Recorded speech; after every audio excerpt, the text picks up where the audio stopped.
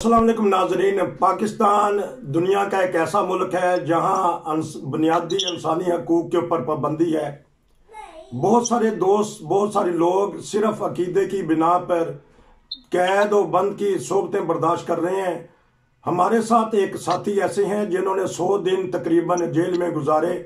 जो कसूर था हम पता करेंगे कि क्या उन्होंने गलती की जिसकी वजह से उनको ये 100 दिन जेल में या हवालात में या बहरहाल आसिरी के दिन गुजारने पड़े। आजकल वो नेपाल में हैं। मैं उनके पास चलता हूँ। जी अस्सलाम वालेकुम। वालेकुम सलाम रहमतुल्लाहि व बरकातुहू। जफर साहब, आप ठीक ठाक हैं? हाँ जी, अल्हम्दुलिल्लाह, अल्लाह का बहुत शुक्र है जनाब। चले, आप एक ऐसे मुल्क में आ गए हैं जहां आप नमाजें पढ़ सकते हैं, कलमा पढ़ सकते हैं और बहुत सारी चीजें जो बुनियादी हकूक होते हैं इंसान के वो अदा कर सकते हैं। खुशी तो महसूस कर रहे हैं आप?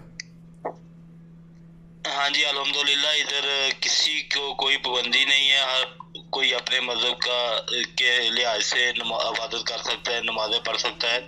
थोड़े दो एक दिन पहले इधर नेपाल में जलसा हुआ था। उधर भी हर धर्म का नेता जो आया हुआ था और उसने बहुत ज्यादा मुतासर हुआ इस बात पे। वो कहने लगे कि ये तो बहुत अच्छी बात है, खून का रंग एक ही है, हम एक है। इस तरह के प्रोग्राम होने चाहिए, ज्यादा से ज्यादा भी होने चाहिए। मुझे बहुत अच्छा लगा ये। हाँ जी, जलसों पे भी जलसे का पाकिस्तान में प्रोग्राम देखा ना, पाबंदी है। बड़ा मजा जो आया इधर। दीगर तकरीबात है उस पर पाबंदी है। बताइएगा कि आपको हवालात या जेल में क्यों रखा गया, मुख्तसर सा बताइएगा। हाँ जी, आवाज आ रही है? लगता है वो चले गए हैं। अच्छा, मैं उनसे दोबारा करूंगा राब्ता किसी तरीके से। अच्छा, आप बताइएगा वकील साहब, पाकिस्तान में पाबंदियां हैं। वो कह रहे थे कि उनको 100 दिन तकरीबन जेल में गुजारने पड़े या हवालात में। तो कौन कौन से कानून है पाकिस्तान में जिसमें एक अहमदी की जिंदगी और एक इंसान की जिंदगी के ऊपर सख्त दिन गुजर रहे हैं? जी देखें, मैं तो उस पर लंबी तफसील में मैं इसलिए नहीं जाऊंगा कि कानून कौन सी और अब नई कानून साजी कौन सी हुई है, क्योंकि उसका शायद फायदा कोई नहीं है ना हमें इस बात करने का लंबा।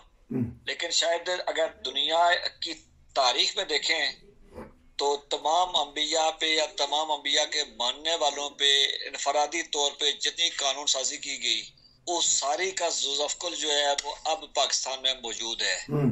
यानी आप देख लें कि पिछले दिनों और कहीं जब कानून न भी हो, मैंने बहुत दफा कहा कि अहमदियों के लिए या जमात अहमदिया के अफराद के लिए पाकिस्तान में कोई कानून न भी हो तब भी मौलवी के जहन के या किसी के जहन में जो चीज होती है वो कानून बन जाता है। किसी के घर के बाहर बकरा बंधा हो देखे तो वो समझता है बकरा सदके का, खैरात का है, कुर्बानी का है, तो वो उस पर विला कर देता है। लोगों को मुकदमात हुए। अभी पिछले दिनों कराची में आपने देखा होगा वकील साहब जिसके नाम के साथ सैयद लिखा हुआ था तो उन पे मुकदमा हो गया। आज जो कसूर में जो अमीर साहब को रोका गया था वहां पे तो आपने देखा कि उनको कहा जाता जा रहा है कि तुम्हारे नाम के साथ मोहम्मद लिखा हुआ है। अब पैदाशी उस बंदे की 60-70 साल उम्र है, तो जिसके माँ के नाम के साथ मोहम्मद लिखा हुआ है तो उसके खिलाफ मुझे बताया कौन सा कानून मौजूद है। जो जिस तरह की मस्जिदें मिसमार की जा रही हैं, कब्रिस्तान मिसमार किए जा रहे हैं, मुझे बताया जाए कि कौन सा कानून मौजूद है। तो कोई किसी जगह पे कानून नहीं, कानून वो जो वहां पे जो खुले बंदों फिर रहे हैं, जो आजाद हैं, जिनको किसी की फिक्र नहीं है, जिन्होंने इदारों को इस्तेमाल नहीं हुआ, तो कानून उनके पास है। जमात अहमदिया का मामला है तो उनको सबको कानून याद है। बाकी अगर कहें तो मैं तफसील में जाऊंगा, मैं जाना नहीं चाह रहा हूँ कि बाकी कहाँ कहाँ पे जहाँ अदालती फैसले हैं, आइन कुछ और कहता है तो वहां वो क्या कहते हैं। तो यहाँ कोई कानून न होते हुए भी सारे कानून हैं और दुनिया में जितने आज तक अल्लाह के भेजने वालों के खिलाफ अगर इंफरादी तौर पर कानून बने तो उन सब का मजमुआ पाकिस्तान में मौजूद भी है। अच्छा, मैं जफर साहब आप दोबारा आ गए हैं? हाँ जी। अच्छा जफर साहब, क्योंकि आपका कनेक्शन खत्म हो गया था, बताइएगा किस मुकदमे में, क्योंकि वकील साहब ने तो बता दिया हाई कोर्ट के वकील हैं, बताइएगा कि किस मुकदमे में आपको गिरफ्तार किया गया। फिर मैं अमार साहब के पास चलूंगा। जी हमने खुदा ताला की रास्ते पे ईद उल जुहा पर कुर्बानी की थी। तो हमने कुर्बानी की और हमारे दरवाजे के आगे पुलिस आ गई और उन्होंने दस्तखत दी और पूछा हमसे कि भी आपने कुर्बानी की है। हमने कहा अल्हम्दुलिल्लाह हमने की है। तो उन्होंने कहा कि आपको एसपी साहब ला रहे हैं थाने में। अब्बू को बिठा लिया गाड़ी में। मैं नहा रहा था मैं कपड़े बदल के गया तो वो लोग कहने लगे कि ये भी इनके साथ ही है। तो उन्होंने कहा, अब्बू ने बोला कि ये मेहमान आया हुआ है। पुलिस वाले ने पूछा कि पापा क्या लगता है तुम्हारा? अब्बू मेरे की 70-80 साल के करीब उम्र है। तो वो अब्बू मेरे कहने लगे कि ये मेरा बेटा है।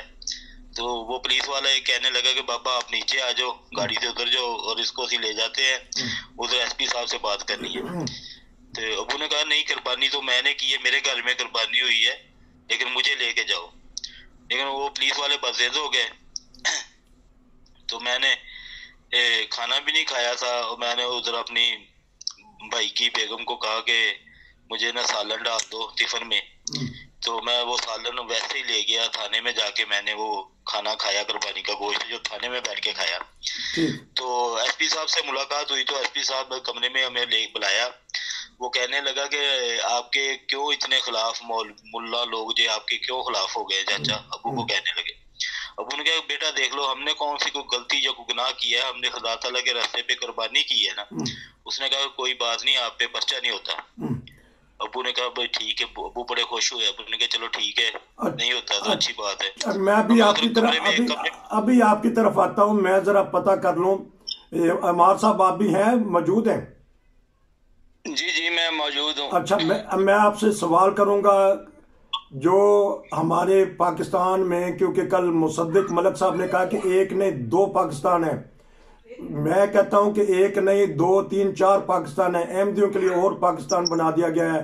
कानून की कोई रखवाली नहीं और बगैर वजह के मुकदमे किए जा रहे हैं। ये बताइएगा, एक भाई हमारे कह रहे हैं सिर्फ कुर्बानी करने की वजह से उनको पकड़ लिया गया। जी बताइएगा, कैसा पाकिस्तान को देख रहे हैं? जी पहली बात तो ये है कि वकील साहब अस्सलाम वालेकुम रहमतुल्लाह, बाकी दोस्तों की खिदमत में भी सलाम अर्ज। एक नहीं दो नहीं कई पाकिस्तान है जी। और पिछले प्रोग्राम में भी मैंने अर्ज किया था कि एक मफरूर जिसकी हाई कोर्ट से जमानत खत्म हुई हो और उसके पहरेदार 7 से 8 लोग या एक मजमा बैठ जाए कि ये अब अदालत में पेश नहीं होगा, जाएगा नहीं, और एक साइकिल चोरी वाला जेल में 7-7 महीने 8-8 महीने, या कुर्बानी करने वाला जिसने कुछ भी नहीं किया होगा वो 100 दिन तक जेल में बंद रहेगा, तो कई पाकिस्तान है। और फिर अगर आप देख लें मोहसिन नकवी वाला केस, जिसको एक वजीर आला अगर कहता है यार मैं आ रहा हूं, और मफरूर अगर मोहम्मद खान भट्टी उसके घर में बैठा हो, तो आप देख लेंगे सारी चीजें आपके सामने है। कवानीन नाम की तो पाकिस्तान के अंदर कोई चीज है ही नहीं। और बाकी रहा कि इन्होंने इस्लाम के नाम पे कितने जुल्म करने हैं ये खुदा जानता है। अच्छा, और जैसे वकील फरमाया है कि ये हर दौर के नबी का अगर आप जमाना देख ले तो वो सारे जमाने इस कौम के अंदर मौजूद है। ठीक, अब मैं दोबारा चलूंगा नेपाल, वहां पता करूंगा कि आपने बताया था कि एक सवालनामा आपको दिया था, उस सवालनामे के बारे में बताइएगा, फिर मैं वकील साहब से पता करूंगा। सवालनामा क्या था जी? पेपर वो हमें ना माफीनामा लेके आया, लिखवा के लेके आया वो मोहल्ला लोगों से, और उस पे शर्तें लिखी हुई थी कि भी मैं कलमा नहीं पढ़ूंगा, मैं नमाज नहीं पढ़ूंगा, मैं कुर्बानी नहीं करूंगा, मैं मस्जिद के मनार उतार दूंगा, मैं अपने कब्रों के कतबे उतार दूंगा जिसपे इस्लामी शहर लिखे हुए होंगे। इस तरह की वो 18-19 शर्तें लिखी हुई थी। मैंने SHO से पूछा कि इसमें बुराई क्या है, मुझे ये बताओ। नमाज पढ़ना बुरी बात है, कलमा पढ़ना बुरी बात है, कुर्बानी करना बुरी बात है, अहमदी कहलाना बुरी बात है, या मस्जिदों के मनार बनाना बुरी बात है, जो कब्रें हैं उनके ऊपर कतबे जो लिखे हुए हैं, नाम लिखा हुआ है और ऊपर बिस्मिल्लाहिर्रहमानिर्रहीम लिखा हुआ है, ये बुरी बात है। तो मैंने कहा वो तो मुझे बुराई क्या है, आप हमें ये बताएं कि आप हमें इस बात पे साइन कराएं कि हम बुरी आदतें नहीं डालेंगे, हम चोरियां नहीं करेंगे, डाके नहीं डालेंगे, शराब नहीं पियेंगे, इस तरह की बुराई से आप मना करें और उस पर साइन कराएं। ये तो अच्छी ही बात है, इस पे हमने साइन नहीं करने। वो फिर उनके पास गया और जाके 5 शर्तें कम करके लेके आ गया। मैंने कहा कि हम एक शर्त पे भी साइन करने के लिए तैयार नहीं। उन्होंने कहा कि फिर आपके ऊपर 298C का पर्चा होगा। मैंने SHO से पूछा कि देख ले ये खुदा का मामला है और आप पर्चा दे के देख ले। मैंने उससे पूछा कि इसकी सजा कितनी होती है, उसने कहा कि 8 साल जमानत नहीं होगी आपकी। मैंने कहा कोई बात नहीं, हम अल्लाह पे छोड़ देते हैं। मैं चलता हूँ वकील साहब के पास, ये पता करूंगा कि एक कुर्बानी करने पे 8 साल की कैद। जी वकील साहब बताइएगा, इमरान खान को अभी हिफाजती जमानत मिल गई, 1 मिनट के अंदर अंदर बुलाती रही कि आ जाए, आज पेश हुए। ये है हमारा पाकिस्तान का कानून। पकड़ा जाता है वालिद को, बेटे को। सवाल ये था कि कानून कितने बने, तो मैं सिर्फ एक शार्ट पे बात करूं मैं कि जो कुर्बानी वाला कानून था, ये वो आमर जो 90 दिन का वादा करके आया था और 12 साल ना उसने कोई जमीन ने लिया ना आसमान ने लिया, ये कानून से बनाया था। और इमरान खान साहब जो 3 साल के अंदर कानून साजी बन के गए हैं, उस पे एक बाद में किताब लिखी जाएगी और आने वाली नस्लें जो हैं वो थू थू करेंगी, इनकी कब्र तलाश की बात मेरी। बाकी रह गया उसकी जमानत हो गई, तो सारी दुनिया की जमानतें सुबह 8 बजे होती हैं, और अगर एक साइल जो है वो 2 मिनट सेकंड लेट हो जाए तो जज उसकी गिरफ्तारी को हुक्म दे देता है। और ये वायदा अदालत है कि शाम को 6 बजे तक वो लंगड़ा रहा रोड पे, और उसके बाद जज बैठे हुए कि 5 मिनट में आ जाए, 10 मिनट में आ जाए। मेरे दूसरे फाजल दोस्त ने बात की अभी, वो उस वाली क्या नाम है, मोहम्मद खान वाली भी, और पंजाब के डाकू वाली बात भी की है उन्होंने। तो ये अदालतें नहीं, उनके लिए बड़ा लफ्ज कहा हुआ उसने, शाकर शजाबादी ने कहा हुआ है कि दुकानें इनकी, तो इन दुकानों पे फिर यही कुछ होगा। बाकी रह गया कानून का, तो कानून मैंने पहले कहा कि एमजीओ के लिए कोई कानून नहीं है, वो जो मौलवी के ज़हन में खलल है वही कानून है।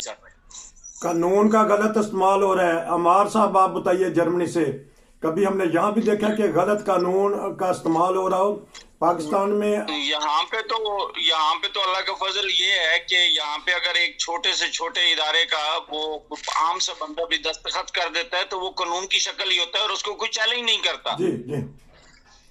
और यहाँ पे हमारी मस्जिदें खुली होती हैं, रात दिन खुली होती हैं, उनपे कोई पहरा नहीं होता। और जब भी कभी कोई ऐसा मामला होता है तो वो गवर्नमेंट आगे हमें बताती है कि आप कोई फिक्र ना करें, हम आपके साथ खड़े हैं। ठीक, मैं अब चलता हूँ दोबारा नेपाल, वहाँ पता करूंगा कि आपके ऊपर तशद्दुद भी हुआ या तंग भी किया गया। ये बताइएगा, आपका किस तरह हवालात में थे या जेल में थे आप 100 दिन के करीब? नहीं, 96 दिन हम जेल में रहे। तशद्दुद तो नहीं हुआ, लेकिन अल्लाह ताला ने बहुत सारे मौज़े दिखाए हमें। हमारा जिसके पास मुकदमा था, जज के पास, वो उसने वकील के साथ सख्ती की और उसने कहा कि भाई आप पेश क्यों नहीं होते। वो बहाने लगाए जा रहे थे कि हमें स्लो मोशन लग गया, वकील को स्लो मोशन लग गया, मुंशी ने कहा। तो जज ने कहा उसे व्हील चेयर पे डाल के लेके आओ। जब वो वकील अदालत में पेश हुआ तो जज ने सख्ती से उससे पूछा भी आप पेश क्यों नहीं होते। उसने आगे से उसे बकवास की और जज उठ के उसके हथी पड़ गया। अच्छा। ये देखिए, ये खुदा ताला का मौज़ा ही है। हमने तो जज को नहीं कहा था, तो फिर उधर से हमारी जमानत जो रिजेक्ट हो गई, फिर सेशन के पास रख दी। सेशन ने इसलिए जमानत नहीं ली कि जो मौलवी लोग थे उनको धमकियां लगाते थे और इकट्ठे होके नारेबाजी करते थे और 18-18, 20-20 वकील अदालत में पेश हो जाते थे हमारे मुखालिफ। तो सेशन से भी जमानत नहीं हुई, अल्लाह के फजल से हाई कोर्ट से जमानत हुई है हमारी। तो अल्लाह के फजल से हमें जेल में सुपरिटेंडेंट जब दौरे के लिए आता था तो वो अपने जो साथ होते थे उनको कहता था कि ये देखे पाकिस्तान का कानून, इन बेचारों का कसूर क्या है, इन्होंने कुर्बानी की है और इनको जेल में डाल दिया। सुपरिटेंडेंट खुद कहता था ये गलत हुआ। तो अल्लाह के फजल से हमें कुर्बानी वाले के नाम से पुकारते थे। उधर कोई चोर था, कोई डाकू था, कोई जुनाई था, कोई गलत लोग थे, लेकिन हमें इतनी इज्जत मिली जेल में भी। हर जो अच्छा आदमी था हमारी इज्जत करता था, और जिसने हमारी उधर मुखालफत भी की तो खुदा हमने अपनी आंखों से देखा। एक ने हमें हमारे ऊपर थोड़ी सी सख्ती की तो उसके ऊपर वो चरस का इल्जाम लग गया। इल्जाम क्या लग गया? वो चरस बेचता था उधर। तो एक स्टूडेंट आया, हम अल्लाह के फजल से उधर 5 वक्त नमाज पढ़ते थे, तकबीर कहते थे, खुतबा देते थे, नमाज पढ़ते थे, लेकिन जिस जगह पे हमें बंद किया हुआ था वो एक सूरियां होती हैं, सेल होते हैं, उसमें हमें बंद किया हुआ था। लेकिन उधर मुश्किलें तो बहुत ज्यादा थी, थोड़ी सी जगह होती थी, हम दूसरी साइड करवट नहीं ले सकते थे, हम उठ के बैठ के फिर दूसरी साइड पे सोते थे। तो इतनी गर्मी थी, मुझे शुगर थी, तो वो चूमटिया जो है वो मेरे पाँव को चढ़ जाती थी रात को। तो मैं फौरी जाके वॉशरूम में जाके 2 डब्बे पानी के पाँव के ऊपर डालता था। तो अल्लाह का शुक्र है, उधर बहुत मजा आया इबादत करने का भी, और मैं तो अपने साथियों को कहता था कि देखें जे खुदा ताला ने एक मौका दिया है, जे हमें अल्लाह ताला का शुक्र अदा करना, जो वो एक अलग ही जिंदगी थी दुनिया से पीछे हटके, जिस तरह एक चिल्ला इंसान करता है ना अपने बच्चों से, अपनी बीवी से, अपने सबसे अलहदा रह के, तो इस तरह का वो माजरा था। और मैं तो 2 बजे उठ जाता था और तहज्जुद पढ़ता था और अपने खुदा ताला के हुज़ूर गिड़गिड़ाता था, रोता था। और इतनी जल्दी हमारी ज़मानत होगी, हम सोच भी नहीं सकते थे कि हमारी इतनी जल्दी ज़मानत हो जाएगी। अच्छा। और अल्लाह के फजल से बड़े धड़ल्ले के साथ ज़मानत हुई। अच्छा, हाई कोर्ट में मुख्तसर सा हाई कोर्ट में जो हमारा वकील पेश हुआ, उसने सिर्फ 2 टोक बात की। उन्होंने कहा ये सुप्रीम कोर्ट का फैसला है, हम अपने घर के अंदर नमाज पढ़ सकते हैं, कुर्बानी कर सकते हैं। वो जो उनके मुखालिफ हमारे वकील थे ना, वो 2 वकील थे और एक वकील नहीं थी। वकील ने जज साहब को यूएसबी दिखाई, उसने कहा कि जी इसमें प्रूफ है। हमारे जो दूसरे गांव वाले लोग थे ना, 3 वो थे, 2 हम थे, 5 लोग थे, उनकी किसी वीडियो उन्होंने रिकॉर्ड कर ली ना छत पे चढ़ के। तो जज ने उनकी बेइज्जती की। उन्होंने कहा कि आपने उनके घर की तकद्दुस को अपमाल किया है, चादर और चारदीवारी के तकद्दुस को अपमाल किया है, पर्चा आप पे होना चाहिए। तो जज ने फौरी बेल ले ली। तो हमारा और किसी और वकील के पास केस है हमारा बाप बेटे का, और उसने भी फौरी जमानत ले ली। इंशाल्लाह आपसे एक प्रोग्राम और करूंगा, उसमें सारी जो आपकी कहानी है जेल की वो पता करूंगा। वो अकेला आपके साथ प्रोग्राम होगा। वकील साहब, कोई ना कोई तो शुरफा है ना जजेस में, सुप्रिटेंडेंट में, इनको जो पकड़ा गया है, तो बताइएगा ऐसे शुरफा अभी भी मुआशरे में मौजूद हैं? जी, शुरफा से तो माशरा कभी खाली नहीं रहा। नबी पाक ने जब नबूवत का ऐलान किया था तो मक्के के अंदर 15 से 20 लोग ऐसे थे कि जिन्होंने कभी किसी बदकारी में हिस्सा नहीं लिया था, कभी शराब नहीं पिया था, कोई कभी नहीं किया था। तो दुनिया तो हमेशा अच्छे लोगों से भी रहे ही है, हर वक्त में रहे ही हैं, तो इस तरह के हो भी सकते हैं। लेकिन ये है कि जिस तरह का माशरा हमारा जिस तरह जाता जा रहा है, तो वो एक अलग बात है कि अब जो 2-4 जो शरीफ लोग थे, या वो भी यरमाल होते जा रहे हैं। अमार साहब, बताइएगा कि आपने काफी अरसा वहाँ गुजारा है, तो क्या महसूस करते हैं? घुटन ही घुटन महसूस हो रही है, जबर का मौसम है पाकिस्तान में, बताइएगा अमार साहब। बात ये है कि पाकिस्तान में तो ऐसे ही है जैसे अब एक जेल के अंदर इंसान को बंद कर दिया जाता है, ये हालात हैं। और एक जानी आजाद है, एक चोर आजाद है, एक कातिल आजाद है, एक बदमाश आजाद है, एक फ्राडिया आजाद है। लेकिन अगर कोई पाबंद सलासिल है तो वो है अस्सलाम वालेकुम कहने वाला, बानी करने वाला, कोई नमाज पढ़ने वाला, कोई कुरान पढ़ने वाला। मुझे दुनिया की कोई अदालत बता दे, दुनिया की कोई अदालत जो दूसरी किसी के घर की छत पे चढ़ के तीसरे घर के अंदर की वीडियो बना के उस पर केस कर दिया जाए, दुनिया की कोई अदालत बता दे। ये किसी दुनिया के किसी जगह पे, किसी मजहब में, किसी जगह पे ये कवानीन मौजूद नहीं है जो आजकल पाकिस्तान के अंदर हैं, और उनके ऊपर अमल करवाया जा रहा है। और फिर मजे की बात ऊपर ये है कि वो हुकूमत खामोश तमाशाई है, हुकूमत को भी खुदा का खौफ नहीं है। और फिर आगे देखें जो अवाम है, मैं बल्कि एक जगह पे किसी जगह पे थाने में पेश हुआ, तो उस वक्त वो थानेदार ने कहा कि यार आप लोग इनको कहा करें कि अल्लाह की ज़ामत आप पे नाजिल हो, क्यों आप इनके ऊपर सलामती भेजते हो। अच्छा, ये मुझे बताएंगे जी, जफर साहब बताइएगा क्या महसूस कर रहे थे उस वक्त जब 100 दिन आप जेल में रहे? तो बीवी बच्चे वालिद तो आपके साथ थे, संगी साथी दोस्त क्या महसूस करते थे? हमें तो उस वक्त वो हजरत इब्राहिम अलैहिस्सलाम वाला वाकया याद आ जाता था, जब हजरत इब्राहिम अलैहिस्सलाम ने हजरत इस्माइल को और बीबी माई हाजरा को छोड़ के आए थे ना, तो यही माजरा याद आ जाता था कि हमारे नबियों ने ये कुर्बानियां की है, तो क्या हम नहीं कर सकते? तो अल्लाह के फजल से बीवी बच्चों की कोई परवाह नहीं थी, दुआ करते थे अल्लाह ताला उनको हिदायत नेक बनाए, सबके लिए दुआएं करते थे, जमात के लिए, और वो जमात पूरी जमात हमारे लिए दुआएं करती थी। हमें बहुत फख्र महसूस होता था।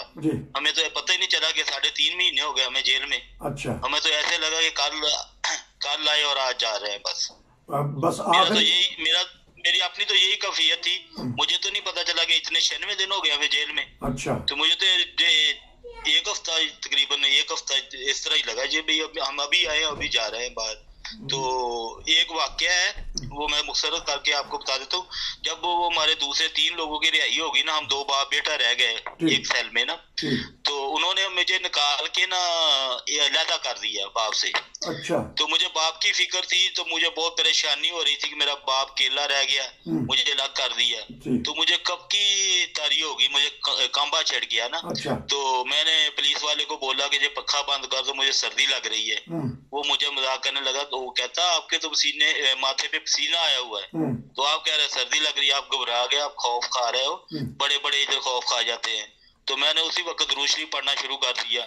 सामने हमारा एक दोस्त था, वो हमें चाय बना के देता था, बहुत अच्छा आदमी था। अच्छा, वो हमने जो 5 दिन बाप बेटा ने लैदगी में निकाले ना रात को, वो ऐसे होते थे जैसे हम कब्र में लेट जाते हैं रात को। अच्छा। और कब्र में एक रात गुजारते हैं, और अल्लाह के फजल से वो अलहदगी में इबादत करने की उससे भी ज्यादा मजा आने लगा। तो हम अपने खुदा के दूर, हम अकेले होते थे अंधेरे में, लाइट बंद करके, लाइट तो जलती होती थी लेकिन हम अकेले में इबादत करते थे, और हमें और कोई नहीं होता था हमारे पास। तो अल्लाह का शुक्र है, अल्लाह ताला ने हमें रिहाई दी, खुदा ताला का बहुत शुक्र है। इसका अल्लाह ताला का जितना शुक्र अदा करें उतना ही काम है। तो तीनों दोस्तों का बहुत शुक्रिया कि हमने पाकिस्तान के कवानीन के बारे में बात की कि किस तरह अहमदियों को पकड़ा जाता है, किस तरह रखा जाता है। आप तीनों दोस्तों का बहुत शुक्रिया। नसीर को इजाजत दीजिए। अस्सलाम वालेकुम। वालेकुम सलाम रहमतुल्लाह। वालेकुम सलाम रहमतुल्लाह।